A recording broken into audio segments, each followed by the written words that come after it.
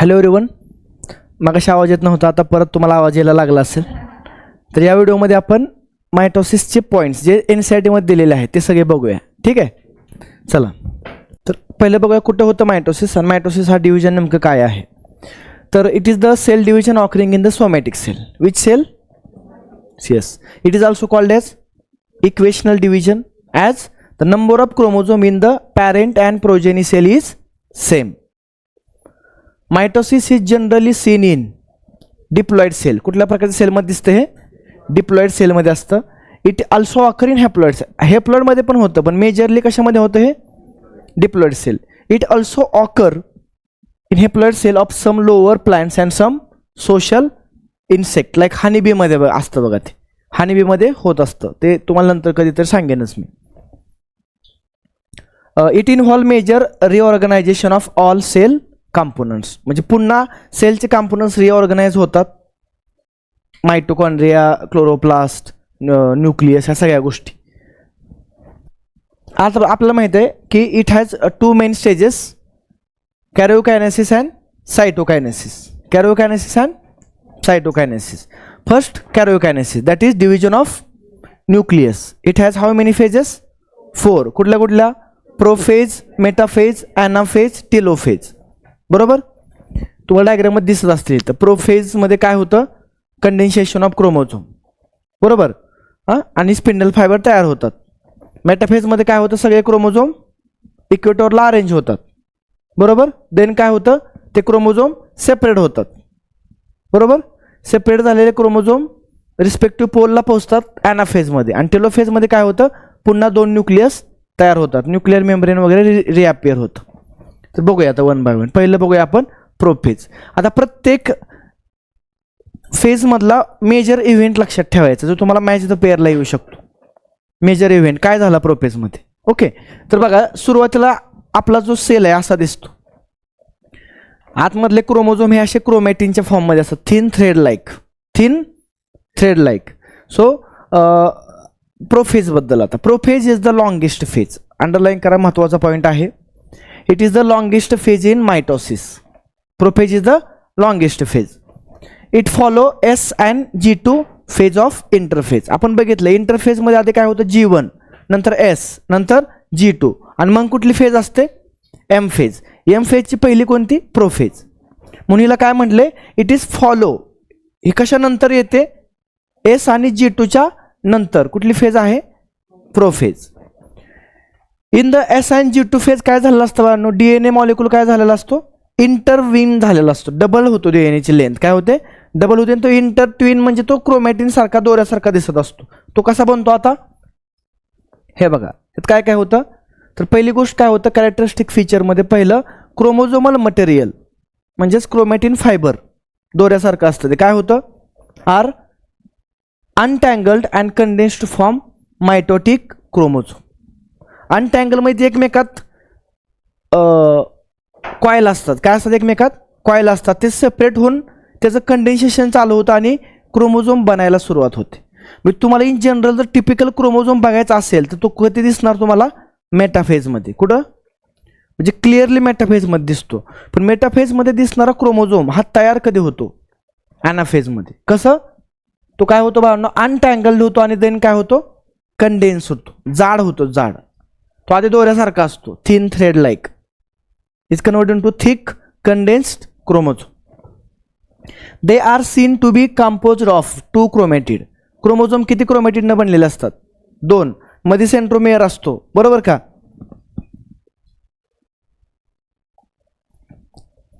हे बघा असं इथं बरोबर मध्ये काय असतो? सेंट्रोमेअर असतो. त्याच्यावर काय असतो? क्रोमॅटिड. खाली काय? क्रोमॅटिड. असे 2 क्रोमॅटिड आहेत. ही एक क्रोमॅटिड, हा एक क्रोमॅटिड, आणि मध्ये काय असतो? Centromere. So they are seen to be composed of 2 chromatid attach together at the centromere. समजला मुद्दा? 2 क्रोमॅटिड सेंट्रोमियरला अटॅच असतात. Okay, yes. पुढं काय होतं? Centrosome begins to move. आता साईडलाच काय असतो बाळांनो? येतो सेंट्रोसोम. तो काय होतो? वर एक वर जातो आणि एक खाली, आणि कुठं पोहोचतो? मग रिस्पेक्टिव्ह पोलला पोहोचतो आणि काय बनवायला चालू करतो? Spindle fibre. बरोबर का? ते बघितले आपण. Characteristic event. सो इच सेंट्रोसोम, बघा सेंट्रोसोम वेगळा आणि सेंट्रोमियर वेगळा बरं का. सेंट्रोमियर कुठं असतो? क्रोमोझोममध्ये. सेंट्रोसोम कुठं असतो? सायटोप्लाझममध्ये, जो काय बनवतो? Spindle fibre. Very good. Centrosome radiate out microtubules. आपण बघितलंय सेंट्रोसोम हा मायक्रोट्युब्युल्सनं बनलेला आहे. त्यालाच काय म्हणतात? ॲस्टर्स. हे वर चाललेला एक असा असतो बघा, हे ॲस्टर्स असे असतात आणि हा ॲस्टर असा असतो. ॲस्टर म्हणजे मायक्रोट्युब्युल्स. 9+2 ॲरे वगैरे काय आठवते का तुम्हाला? तसलं. हां. The two asters together with spindle fibre forms mitotic apparatus. तुम्हाला हे विचारतील मायटोटिक ॲपरेटस कशा कशानं बनलेलं आहे? मायटोटिक ॲपरेटस कशा कशानं बनलेलं आहे? कशा कशानं? टू ॲस्टर्स म्हणजे काय? हे बघा इथं जो असतो ना, हे टू ॲस्टर झाले. काय झालं? हे टू ॲस्टर. आणि त्यांच्यापासून परत काय तयार होतं? Spindle fibre. एवढ्या पार्टला काय म्हणायचं? Mitotic apparatus. क्या बोलने का उसको? Mitotic apparatus. कशा कशाला? ॲस्टर आणि स्पिंडल फायबर. ॲस्टर आणि स्पिंडल फायबर म्हणलं का मायटोटिक ॲपरेटस. That's it. आता की लास्टची स्टेप काय होतं? Cell at the end of prophase do not show Golgi complex. म्हणजे सगळं डिसॅपियर झालेलं असतं. Golgi complex, endoplasmic reticulum, nucleolus आणि न्यूक्लिअर एनव्हलप सगळं काय होतं बाळांनो? डिसॅपियर. तुम्हाला हे विचारतील काय काय डिसॅपियर होते? काय काय होते disappear? Golgi complex, endoplasmic reticulum, nucleolus आणि न्यूक्लिअर एनव्हलप. हे सगळं काय होतं? Disappear at the end. आता फक्त काय असतो? सायटोप्लाझम आणि त्याच्यामध्ये असणारे क्रोमोझोम. That's it. आणि वर मायटोटिक ॲपरेटस. बरोबर का? ॲस्टर्स आणि स्पिंडल फायबर. ह्यालाच म्हणले बघा लेट प्रोफेज. लेट म्हणजे संपत आले. आता हे आता कुठली फेज येणार मग? मेटाफेज. मेटाफेजमधील सगळ्यात महत्त्वाचं मेटाफेज म्हणजे मिडल. क्रोमोझोम कुठे येणार? आता मिडलला येणार. कुठे येणार? तुम्ही तर बघू शकता बघा, सगळे क्रोमोझोम जे असतात त्यात महत्त्वाचं गोष्ट काय होतं? पूर्णपणे न्यूक्लिअर मेम्ब्रेन निघून गेलेलं आहे. हां बघा, nuclear envelope completely disintegrate. Hence chromosome spread in the cytoplasm. Chromosome spread through the cytoplasm of cell. Then chromosome condensation is completed. Chromosome condensation is completed. They can be studied easily under the microscope. तुम्ही microscope खाली क्रोमोझोमला study करू शकता. कुठल्या फेजमध्ये? Metaphase. Very good. कुठला phase? Metaphase. They will have two sister chromatids. They will have two sister chromatids म्हणजे दोन. बरोबर का? वर आणि एक. हां. Chromosomes come to lie at the equator. सगळे क्रोमोझोम कुठं अरेंज होतात बाळांनो? इक्वेटोरला, मिडलला अरेंज होतात. झाले का अरेंज? होय म्हणा. ओके, अरेंज झाले कुठं? इक्वेटोरला. कुठं? मेटाफेजमध्ये. The plane of alignment of the chromosome at metaphase is called as metaphase plate. ज्या रिजनमध्ये ते अरेंज झालेत का नाही त्याला काय म्हणायचं? मेटाफेज प्लेट म्हणायचं. आणि दुसरी गोष्ट काय होतं? Spindle fibre. Spindle fibre from both poles are connected to the chromatids by their kinetochore in the centromere. हा एक काय मुद्दा आहे सर? सांगतो, ऐका. आपला जो क्रोमोझोम मगाशी आपण बघितला,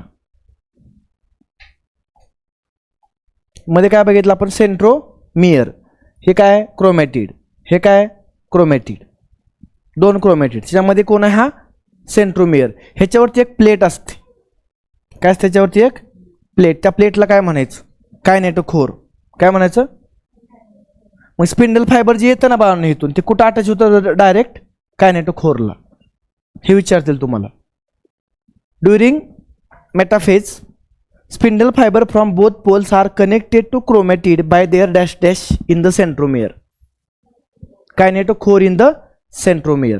kinetochore in the centromere. Any doubt in the metaphase? नाही ना? काय झालं? इक्वेटोरला आले, स्पिंडल फायबर अटॅच झाले. कुठं अटॅच झाले? कायनेटोकोरला. कुठं असतात कायनेटोकोर? Very good. सेंट्रोमियर. चला आता पुढची आपली ॲनाफेज. काय होते ॲनाफेजमध्ये? It is the shortest phase. Longest कुठली होती? Very good. आता शॉर्टेस्ट कुठली आहे? Okay. So it is the shortest phase. काय तुम्ही बघितलं असेल आता जे स्पिंडल फायबर होते ते काय होतात? कॉन्ट्रॅक्ट. काय होतात? आणि ते कॉन्ट्रॅक्ट झाले का ते काय करतात, क्रोमॅटिड्सला सेपरेट करतात.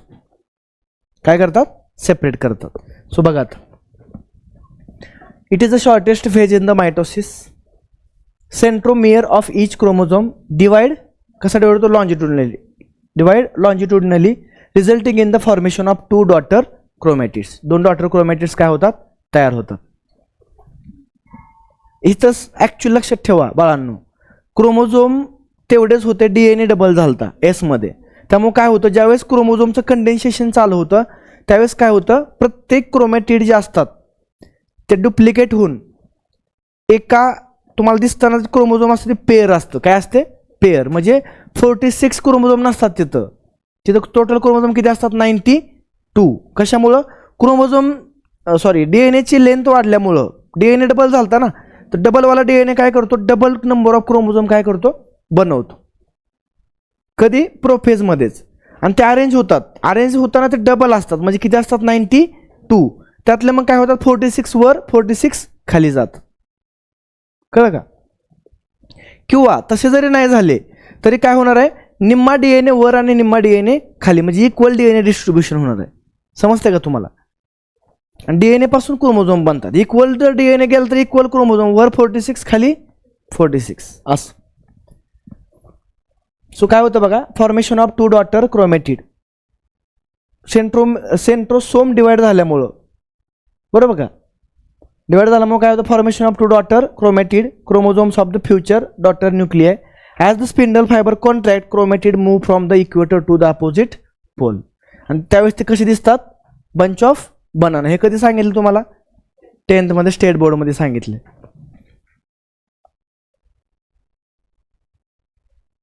आता टेलोफेजला काय होणार मग,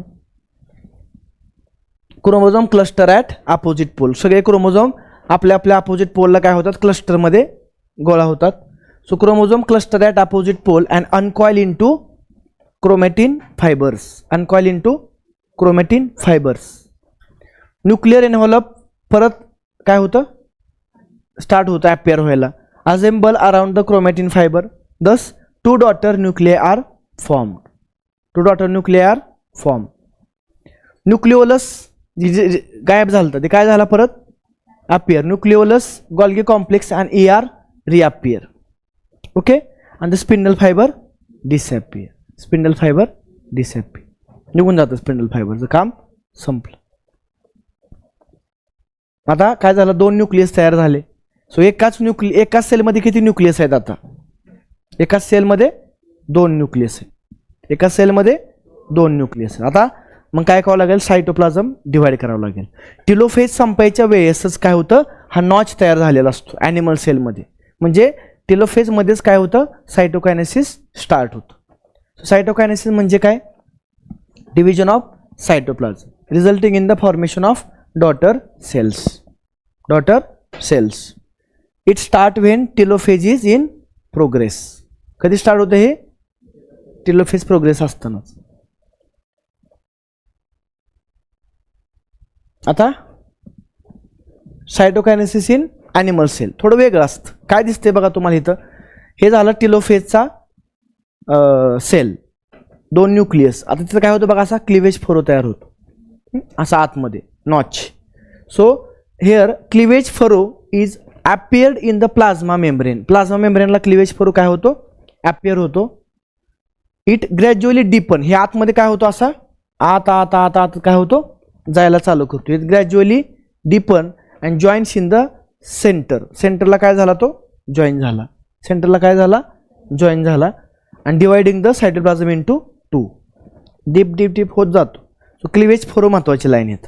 कुठली, क्लिवेज फोरो ॲनिमल सेल. आता प्लांट सेलची स्टोरी थोडीशी वेगळी आहे. तर प्लांट सेलला डायरेक्ट सेल मेम्ब्रेन नाही आहे, त्याच्यावरती कोण आहे आता, सेल वॉल. काय, सेल वॉल रिजिड असतो. सेल वॉलला नॉच बीच काय येणार नाही, त्याला क्लिवेज फरो वगैरे काय होणार नाही. सेल वॉल काय असतो, रिजिड असतो. सो बघा, तर मग काय होतं बघूया. It is different from cytokinesis in animal cell due to the presence of cell wall. Plant सेलमध्ये सायटोकायनेसिस वेगळं असतं बिकॉज ऑफ सेल वॉल. बरोबर. In plant cell vesicle form the Golgi bodies accumulate in the equator. IMP लक्षात ठेवा. इथं जो sale wall तयार होतो तो सेल वॉल तयार करण्यासाठी मदत करतात कोण? व्हेसिकल्स. आणि त्या व्हेसिकल कोणी बनवलेत? आपण गॉल्गी कॉम्प्लेक्स शिकलोय. गॉल्गी कॉम्प्लेक्स काय करतं? सिस एंड करून काय होतं? गोष्टी आत येतात, त्याला तिथं मॉडिफाईड केलं जातं आणि परत ते व्हेसिकलच्या फॉर्ममध्ये ट्रान्समधून बाहेर येतं. बरोबर का? म्हणजे बाहेर येतं, त्या व्हेसिकल्स असतात. त्याच व्हेसिकल काय होतात बघा, बरोबर मिडलला काय होतात? अरेंज होतात. झालं का अरेंज? आधी 2 अरेंज झाल्या, आता काय होणार? त्यांची लेंथ काय होणार? अशी वाढत जाणार. वाढत वाढत गेले का ते काय करणार? एक मध्येच सेप्टम तयार करणार.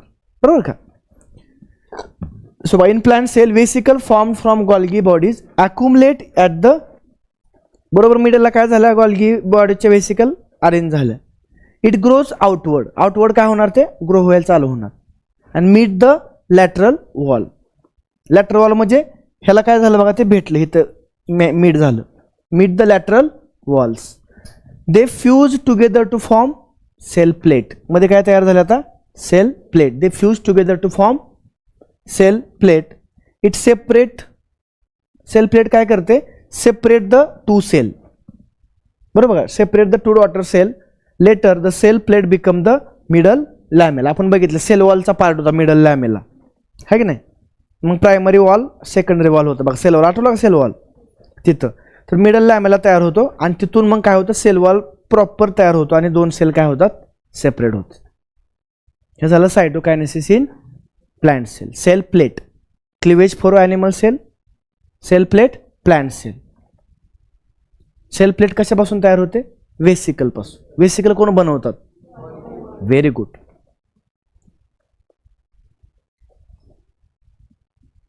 नेहमी लक्षात ठेवा, during cytokinesis organelles like mitochondria and plastid get distributed between the daughter cell. Equally distribute होतात दोन्हीकडे. मायटोकॉन्ड्रिया पण आणि प्लास्टिड्स पण इक्वली डिस्ट्रीब्यूट होतात. In some organisms karyokinesis is not followed by cytokinesis. म्हणजे काहींमध्ये काय होतं? एक सेल आहे, सेलमध्ये काय झालं? कॅरिओकायनेसिस. कॅरिओकायनेसिस झाल्यावर काय होणार? 2 न्यूक्लियस तयार होणार. कॅरिओकायनेसिस झाल्यावर 2. मग 2 न्यूक्लियस तयार झाल्यावर सायटोकायनेसिस व्हायला पाहिजे, पण होतच नाही. अजून कॅरिओकायनेसिस होतं, 4 न्यूक्लियस तयार होतात. अजून कॅरिओकायनेसिस, 8 न्यूक्लियस. म्हणजे काय होतं? सायटोप्लाझम डिवाइड होत नाही, नुसतं सेलमध्ये काय होतं? न्यूक्लियस डिवाइड होतात. अशाला मल्टीन्यूक्लिएटेड स्टेज म्हणायचं. कसली stage? So in some organism, karyokinesis is not followed by cytokinesis. As result, multinucleated condition. त्यालाच काय म्हणायचं? Syncytium arises. एक्झाम्पल कुठं होतं असं? Liquid endosperm in coconut. So कोकोनटमध्ये काय असतं? न्यूक्लिअर एंडोस्पर्म असतो. कसला? त्यात नुसतं न्यूक्लियसच असतात, सेल तयार होत नाही. समजतंय का? मल्टीन्यूक्लिएट कंडिशन का आली? सायटोकायनेसिस झालं नाही म्हणून. ओव्हरऑल स्टेप बघितला आपण. हां, बरोबर का? इंटरफेज, प्रोफेजमध्ये क्रोमोझोम, मेटाफेज, मेटाफेजला अरेंज झाले, ॲनाफेजला सेपरेट झाले, टेलोफेजला रिस्पेक्टिव्ह पोलला पोहोचले, न्यूक्लिअर मेम्ब्रेन आलं, न्यूक्लिओलस आलं, बाकीच्या गोष्टी आल्या, 2 न्यूक्लियस तयार झाले, 2 सेल तयार झाले आफ्टर सायटोकायनेसिस. समजतंय का बाळांनो? चिल्लर आहे, लेख अवघड नाही. आता सिग्निफिकन्स, काय उपयोग होतो मायटोसिस झाल्यामुळं? काय होतं मायटोसिसमुळं? काय होतं सांगा ना? It produces diploid daughter cell with identical genotype. Same to same टाईपचे सेल म्हणून आपण त्याला इक्वेशनल म्हटलं. काय म्हटलं आपण त्याला? Equational. Then it helps to retain the same chromosome number in the somatic cell. Number of chromosome 46 ठेवतोय. It helps in body growth. म्हणजे मेन पर्पज काय असतो बाळांनो?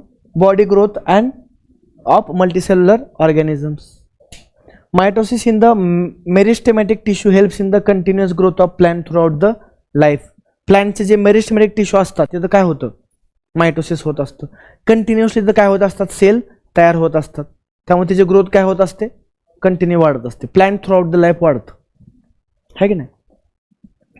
It restore the nucleocytoplasmic ratio. जेवढा न्यूक्लियस आणि जेवढा सायटोप्लाझम होता तोच काय करतं? सेम नेक्स्ट सेलमध्ये पण काय करतं? ते मेंटेन ठेवतं. न्यूक्लियस आणि सायटोप्लाझमचा रेशो मेंटेन करतं. दॅट डिस्टर्ब होऊ शकतो कधी? सेल ग्रोथच्या वेळेस, तर तो रिस्टोअर करतोय परत. अजून it helps in cell repair, महत्वाचं, सेलला रिपेअर करते, डॅमेज असेल तर रिपेअर करते किंवा रिप्लेस करते, मग नवीन बनवते. एक्झाम्पल बघा, cell of the upper layer of the epidermis, स्किनचा साल कधी कधी निघून जाते किंवा स्किन डेड होते, निघून जाते, त्याखाली नवीन तयार होते का नाही, ह्याच्यामुळे होते. अप्पर लेअर ऑफ इपिडर्मिस आणि लाइनिंग ऑफ गट, आपल्या तोंडामधून पूर्ण आतमध्ये जे लाइनिंग आहे ना, त्याचं कंटिन्युअसली पाणी अन्न लागत असते. ते लेअर तुम्ही बघा, कधी कधी तुम्ही जर गाल असा ही केला ना, आतमध्ये कापूस फिरवला, तुम्हाला त्या कापसावरती लाल लाल कलरचे स्किन आले, डेड स्किन दिसेल बघा, आणि ती मायक्रोस्कोप खाली ठेवून बघेल तर तुम्हाला तिथं ॲनिमल सेल दिसतील आपल्याला, कुठं गालाच्या आतमधले आहेत. कधी कधी तुम्ही दातानं तोडता बघा स्किन आतमधली, कधी कधी तुटते का नाही, ते डेड स्किन असते, परत नवीन तयार होते. कळलं, त्यालाच काय म्हणले बघा, हे lining of gut and blood cells तयार होत असते. समजलं? Okay. So this is all about mitosis and its significance. Hope so तुम्हाला सगळ्या गोष्टी प्रॉपर समजल्या असतील. NCERT मधून लाईन टू लाईन प्रॉपर वाचा, मी सांगितले ते पॉईंट्स हायलाईट करा, MCQ सोडवा, प्रॅक्टिस करा, आणि आजचा होमवर्क आहे मिओसिस वाचून काढायचे. मिओसिसमध्ये काय वाचायचं आहे सर? मिओसिसमध्ये प्रत्येक स्टेजेसला एक महत्त्वाचे की इव्हेंट झालेला असतो, तो फक्त पाठ करायचा, बाकी काहीच पाठ करू नका. PYQ बघितलं कळेल, तुम्हाला प्रोसिजर लिहायची नाही आहे. जशी तुम्हाला अवघड वाटतं की नाही प्रोसिजर, तुम्हाला लिहायची नाही आहे. मायटोसिस पण तुम्हाला लिहायचं नाही आहे, मग काय करायचं, फक्त MCQ सोडवायची त्याच्यावरती. सो घाबरू नका, की पॉईंट लक्षात ठेवा आणि MCQ सोडवा. भेटूया आपण पुढच्या व्हिडिओमध्ये, त्यामध्ये आपण शिकणार आहोत मिओसिस. Thank you so much.